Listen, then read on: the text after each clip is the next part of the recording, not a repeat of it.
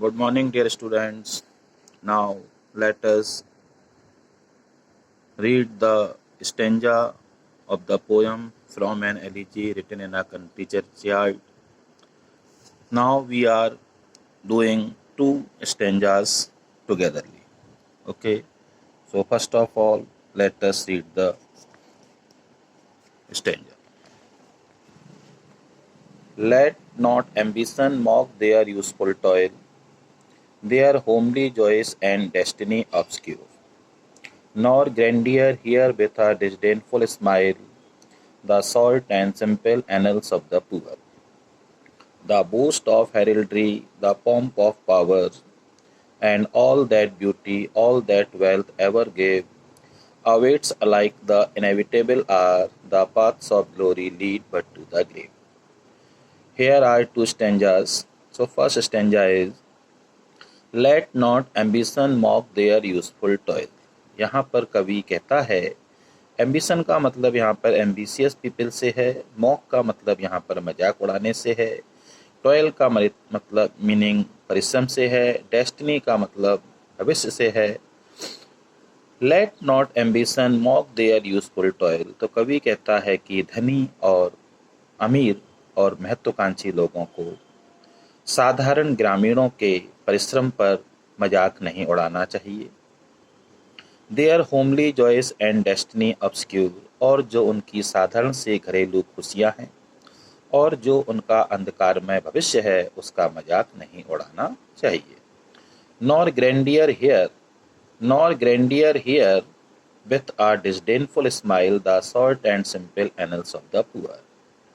और कवि कहता है कि गांव के जो गरीब लोग होते हैं, गरीब ग्रामीण होते हैं, उनका जीवन इतिहास बहुत छोटा होता है। एनस मतलब होता है इतिहास, जीवन इतिहास बहुत छोटा होता है। डिस्डेनफुल का मतलब होता है घृणापूर्ण, ग्रैंडियर का मतलब होता है वही महत्वाकांक्षी लोग। कवि कहता है कि धनी और महत्वाकांक्षी लोगों को गांव के जो साधारण ग्रामीण लोग हैं उनके छोटे और साधारण जीवन इतिहास का मजाक नहीं उड़ाना चाहिए। घृणा भरी मुस्कान से उनके इतिहास को, साधारण से इतिहास को सुनना नहीं चाहिए। Let not ambition mock their useful toil, धनी और महत्वाकांक्षी लोगों को गांव के साधारण ग्रामीणों के साधारण परिश्रम का मजाक नहीं उड़ाना चाहिए। Their homely joys and destiny obscure, उनकी साधारण सी घरेलू खुशियों और अंधकारमय भविष्य का मजाक नहीं उड़ाना चाहिए। Nor grandeur hear with a disdainful smile the salt and simple annals of the poor, और गांव के साधारण ग्रामीणों के साधारण जीवन इतिहास को घृणा भरी मुस्कान के साथ नहीं सुनना चाहिए। The boast of heraldry the pomp of power, कवि कहता है कुछ लोग उच्च कुल में जन्म लेने की सेगी बघाड़ते हैं। द पॉम्प ऑफ पावर, कुछ लोग अपनी शक्ति का दिखावा करते हैं। And all that beauty, all that wealth ever gave awaits alike the inevitable hour, लेकिन कवि कहता है ये सारी सुंदरता, ये सारी संपत्ति, ये उच्च कुल में जन्म लेने की सेकी बघाड़ना और अपनी संपत्ति का, अपनी शक्ति का दिखावा करना, awaits alike the inevitable hour, एक ऐसे निश्चित समय का इंतजार कर रही हैं जिसे टाला नहीं जा सकता। The paths of glory lead but to the grave, प्रसिद्धि का रास्ता भी कब्र की ओर जाता है।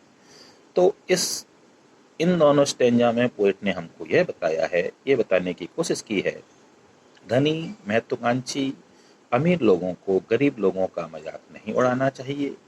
कुछ लोग जो उच्च कुल में जन्म लेते हैं उन्हें अपने उच्च कुल में जन्म लेने की सेकी नहीं करना चाहिए, अपनी शक्ति और संपत्ति का दिखावा नहीं करना चाहिए, अपनी सुंदरता पर घमंड नहीं करना चाहिए, क्योंकि ये सारी चीज़ें अस्थायी हैं। क्योंकि एक दिन मनुष्य मरता है, चाहे वो अमीर हो या वो निर्धन हो, चाहे वो सुंदर हो या वो कुरूप हो, हर व्यक्ति एक दिन मरता है और सब कुछ यहीं छोड़कर चला जाता है। The paths of glory lead but to the grave, एक व्यक्ति कितना ही प्रसिद्ध क्यों ना हो, एक दिन उसको भी मरना पड़ता है। इसलिए हमें अच्छे कार्य करने चाहिए जिससे कि लोग हमें हमारे मरने के बाद भी याद रखें। कुल मिलाकर सार की बात यह है कि धनी और महत्वाकांक्षी लोगों को साधारण ग्रामीणों के जीवन का मजाक नहीं उड़ाना चाहिए। Now let us do the reference, context and explanation of this stanza. These lines have been taken from the poem from an elegy written in a country churchyard. कवि यहाँ पर कहता है These lines have been taken from the poem from an elegy written in a country churchyard composed by Thomas Gray. ये पंक्तियाँ Thomas Gray द्वारा रचित कविता from an elegy written in a country churchyard से ली गई हैं। रिफरेंस संदर्भ जिसका अर्थ होता है जिसमें हमको पोयम और पोएट के बारे में बताना होता है। तो these lines have been taken from the poem from an elegy written in a country churchyard composed by Thomas Gray. ये पंक्तियाँ थॉमस ग्रे द्वारा रचित कविता from an elegy written in a country churchyard से ली गई हैं। नाउ द कॉन्टेक्स्ट जिसका अर्थ होता है present. In these lines, the poet mourns at the death of the simple villagers. इन पंक्तियों में कवि साधारण ग्रामीणों की मृत्यु पर अपने दुख को व्यक्त करता है। He says that the rich people should not make fun of the poor villagers. वो कहता है कि धनी लोगों को गरीब ग्रामीणों का मजाक नहीं उड़ाना चाहिए। तो in these lines, the poet mourns at the death of the simple villagers, क्योंकि ये शोक कविता है। तो इन पंक्तियों में कवि साधारण ग्रामीणों की मृत्यु पर अपने दुख को व्यक्त करता है और कहता है कि धनी लोगों को गरीब ग्रामीणों का मजाक नहीं उड़ाना चाहिए। Now explanation portion. The poet says that the rich people hate the poor villagers. कवि कहता है कि जो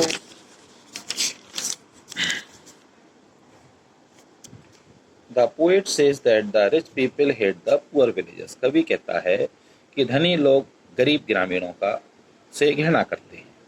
They laugh at them, वे उन पर हंसते हैं। They make fun of them, वे उनका मजाक उड़ाते हैं। But it is not good, लेकिन ये अच्छी बात नहीं है। People take pride of their high birth. लोग उच्च कुल में जन्म लेने पर घमंड करते हैं। They make show of their wealth and power. वे अपनी संपत्ति और अपनी शक्ति का दिखावा करते हैं। But all these things are useless. लेकिन कवि के अनुसार ये सारी संपत्ति, ये सारी ताकत, ये उच्च कुल में जन्म लेने की सेखी बघारना, all these things are useless, ये सारी चीज़ें व्यर्थ की हैं। Because they are not permanent, क्योंकि ये स्थायी नहीं हैं, ये हमेशा इंसान के साथ नहीं रहती हैं। Everybody dies one day. इस धरती पर जिसने जन्म लिया है वह एक दिन मरता है। And leaves everything air. और हर चीज़ यहीं पर छोड़कर चला जाता है। जो भी उसको प्राप्त हुआ है, चाहे वो धन हो, दौलत हो, चाहे वो शक्ति हो, उच्च कुल में जन्म लेने की सेखी बघारना हो, सब कुछ यहीं छोड़ जाता है। So everybody should do good work. इसलिए कवि अंत में हमको सलाह देता है everybody should do good works. प्रत्येक व्यक्ति को अच्छे कार्य करने चाहिए। सो दैट हिज नेम में alive in this world for ever and ever, जिससे कि उसका नाम इस संसार में हमेशा हमेशा के लिए जीवित रह सके। Beauty of literature, language. The poet has used a simple, vivid and beautiful language. कवि ने यहाँ पर सरल, स्पष्ट और सुंदर भाषा का प्रयोग किया है। स्टाइल मीन्स शैली। The poet has used here an attractive शैली।